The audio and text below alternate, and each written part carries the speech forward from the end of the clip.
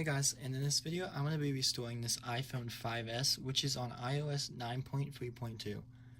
So I did pick this iPhone 5S up for $20 on eBay, and I also bought a $10 screen for it from a trusted seller. So I'm going to replace the screen and fully restore this iPhone to functional condition. So in order to do this at home, you would need a pentalobe screwdriver, which you can't see because my lighting is bad, a Phillips head screwdriver, a thingy, don't know what this is called, it picks up stuff, and then a metal pry tool. So I'm going to switch over this video into time-lapse mode and talk to you guys as I'm doing it over a voice recording. So this video is shot and filmed on a iPad Pro 11-inch. It will also be edited on this iPad Pro. So if you like the video quality, just let me know down in the comments. So looking at this iPhone 5S, the housing is in pretty good condition, so I am not going to replace the housing on it, but the screen needs replaced. So this is an AT&T 32GB iPhone 5S running on iOS 9.3.2. So I will go ahead and start the time lapse now and show you guys how to replace this.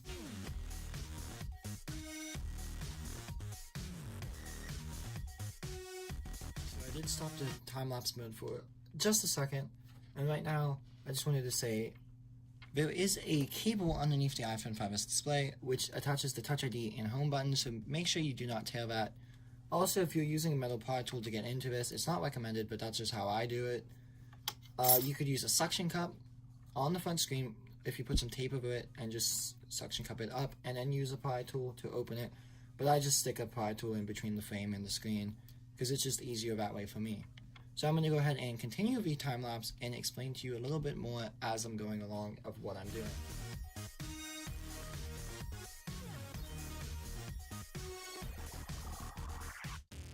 If you saw me struggle a little bit with dropping one of the lights that I'm using, but at this step you are going to probably want to test the new LCD to make sure all the functionality works.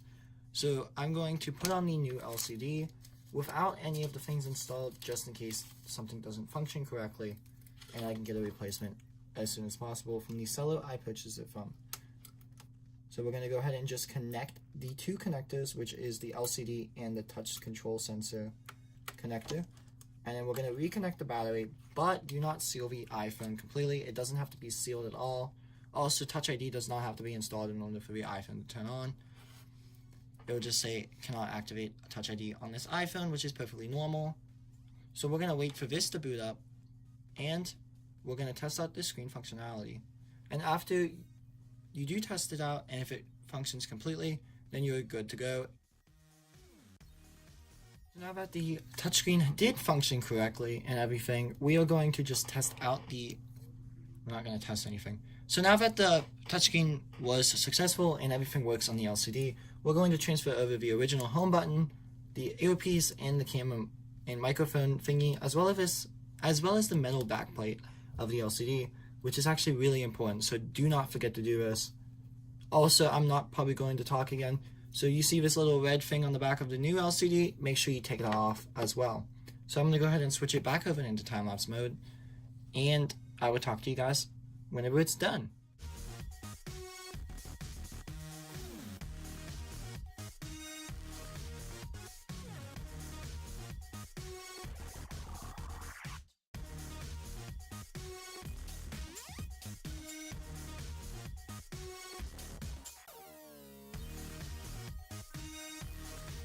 Hey guys, and there we have it. The iPhone 5S is completely refurbished with a brand new LCD. And I usually do put on tempered glass screen protectors on these devices, but I do not have one, otherwise I would. So testing out the front camera, it works. Testing out everything, it works. Now if you saw in the time lapse, I did try turning it on, but it said it was dead. And then I turned it back on and it works completely fine. So it might need a battery replacement, unless it was just going crazy because of the screen replacement on it. But anyway, Touch ID still works perfectly fine, and everything is functional on this iPhone 5S. So I'm hoping that I can see you guys in the next video. I'm actually going to test one more thing. Hello, how are you?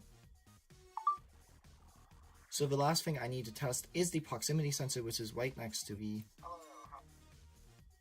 So the proximity sensor does work, so this iPhone is completely refurbished and works functionally, and functionally works soundly. So anyway, I hope you guys enjoyed this video. It's a little bit different than what I usually make. So this iPhone totaled me about $22 plus the screen, which was $30 total. So these iPhone 5s are still going for about $80 a piece. So it is a significant price drop from what I would purchase it for in a store. So this iPhone 5s works perfectly fine on iOS 9.3.2. And yeah, I hope to see you guys in the next video. Hopefully I get better lighting than this, or I'll just do it at daytime. I don't really know why it's like this, but anyway, I hope you guys enjoyed this video. If you liked it, leave a thumbs up and subscribe to my YouTube channel for more videos like this. I do have multiple other devices coming in that I will record, and hopefully you guys will enjoy. I do have an iPhone 6 that I need to completely refurbish, an iPhone 5s, another iPhone 5s which is white, and I do have, I don't really know, I don't think I have anything else. But anyway, besides all of that, I hope you guys enjoyed this video, and I will see you in the next one. Bye now.